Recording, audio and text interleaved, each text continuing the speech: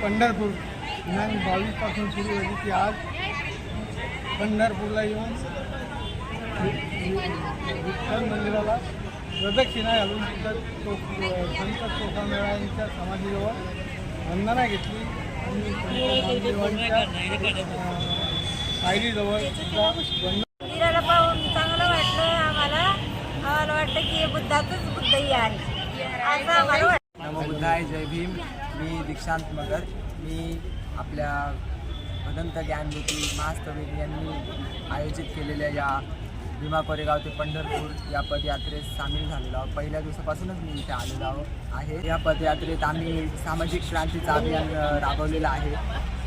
त्या सामाजिक क्रांतीचा अर्थ म्हणजे की हे पंढरपूरचं जे मंदिर आहे ते बुद्धविहारच आहे आणि व्हाईट कपडे हे असे वारकऱ्यांसाठी वेशभूषा करून येणं म्हणजेच हे वारकरी म्हणजेच जेव्हा पुरातन काळात जेव्हा भिक्षूंना वर्षासाठी उपास घ्यायला यायचे तेव्हा तो व्हाईट पोशाखच परिधान करून, तसं तर पूर्ण भारतच बुद्धभूमी आहे.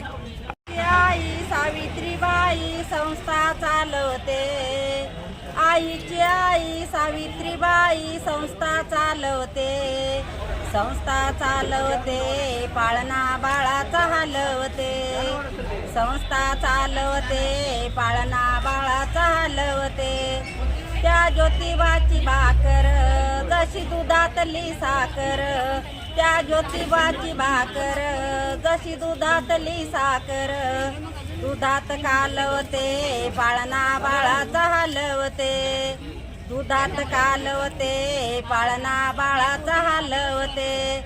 साऱ्या साऱ्या जातीचे मुलं जर का फेकून दिले फुलं, साऱ्या साऱ्या जातीचे मुलं जर का फेकून दिले फुलं, घरात फुलवते पाळणा बाळाचा हलवते, घरात फुलवते पाळणा बाळाचा हलवते.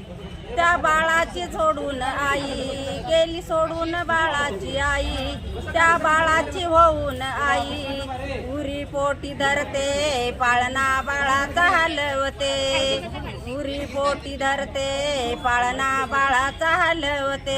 ही वारी गेल्या 12 वर्षापासून या ठिकाणी सुरू आहे.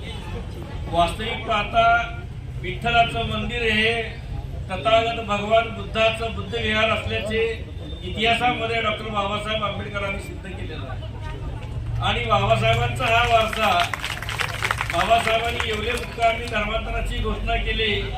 बाबासाहेबांना खरं तर पंढरपूर या ठिकाणी धर्मांतर करायचं होतं आणि हे सिद्ध करायचं होतं, परंतु या ठिकाणी त्यावेळेच्या लोकांचा विरोध झाला.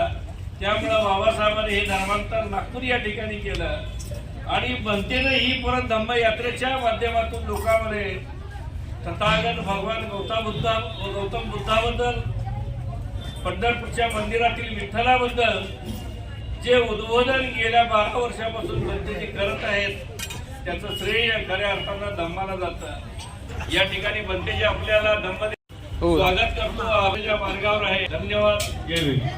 सारं जगत बुद्धमय करण्याचं हे मोठं सगळ्यात मोठं काम बाबासाहेबांनी तुमच्या आमच्यावर दिलेलं आहे. खरंच मी या भंतेंना विचारलं, एकदा अर्हत भिक्षूंना विचारलं की खरंच बाबासाहेबांची लेकरं साऱ्या जगात पसरतील काय आणि यांच्याकडून सारं जग बुद्धमय धम्ममय होईल का. होकार मिळाल्यानंतर मी त्यांच्या चरणावरचे मुके घेतले असे बंधन करून. त्यामुळं मी एक खोटा बोलेन, अर्हंत खोटं नाही बोलू शकतात. त्यामुळं हे वैभव मोठं, ही हवा पूर्ण जगामध्ये नुसती बुद्धिझमची हवा. सिम्बॉल ऑफ नॉलेज 32 डिग्र्या हा मेहनत करणारा माणूस जो युग पुरुष युगावर छाप टाकून गेला, अग्रनाव बाबासाहेबांचं ठरलं. हे ज्ञानाचं प्रतीक म्हणून त्यांच्याकडे पाहिलं जातं, पण चित्ताची ओळख करता आली नाही.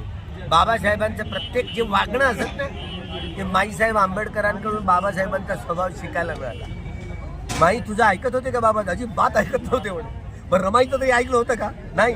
एक गोष्ट फक्त रमाईची ऐकली, साहेब उद्या ह्या गांधी बाबा मेले ना तर सारं खापर तुमच्यावर फोडलं जाईल. आणि म्हणून एकच गोष्ट ऐकली आणि तो म्हणून पुण्याचा न्यायनिवाडा झाला.